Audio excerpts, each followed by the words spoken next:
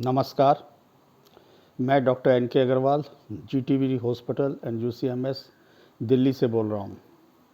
मैं आज आप सब लोगों को कोरोना के केसेस के बारे में बताना चाहता हूँ।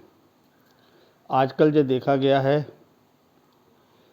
कई कोरोना के केसेस जो सिम्टोमेटिक लगते हैं, हिस्ट्री से भी और फाइंडिंग से भी, लेकिन जब वो केसेस टेस्ट करवाने जाते हैं तो वो मरीज़ कोरोना नेगेटिव आते हैं।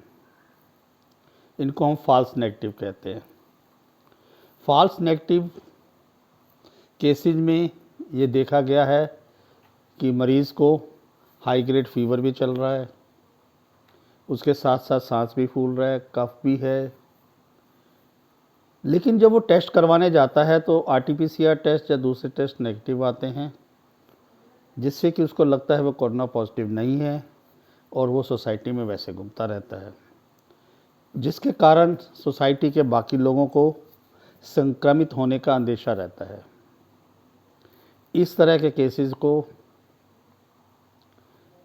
हमें उनसे बचना चाहिए और उस मरीज़ को भी अपने आप को आइसोलेट करने की कोशिश करनी चाहिए।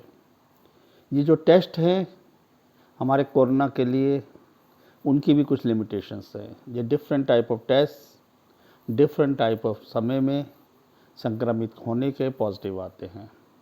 ये भी हो सकता है जिस मरीज़ ने जब टेस्ट करवाया हो वो संक्रमित होने के समय में ना हो, तथा ये भी पॉसिबल हो सकता है कि उसके एक्सट्रैक्शन मेथड में जहाँ उस सके जब स्वैब लिया गया है, वो स्वैब को टेक्नीशियन या डॉक्टर्स वो प्रॉपरली ना ले पाए हों, जिसके कारण ये नेगेटिव आ रहा है। ये इसके लिए मरीज़ का कोऑपरेट करना बहुत ज़रूरी होता है, क्योंकि जब ये टेस्ट लिया जाता है तो मरीज़ को कुछ ऐसी चीज़ पर फील होती है कि उसको डिफ़िकल्टीज आती है।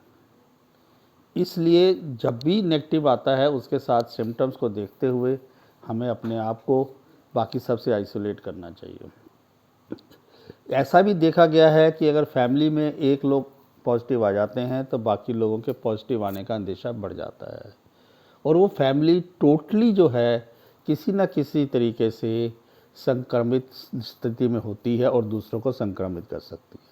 तो मेरी लास्ट में आप सबसे निवेदन है, हम सबको संक्रमित से बचने के लिए मास्क का प्रयोग करना है और जब भी कोई सिम्टम हो, जैसे सांस फूलना, कफ आना, फीवर आना, तथा डॉक्टर को से कंसल्ट करके अपने आप को बचाना है।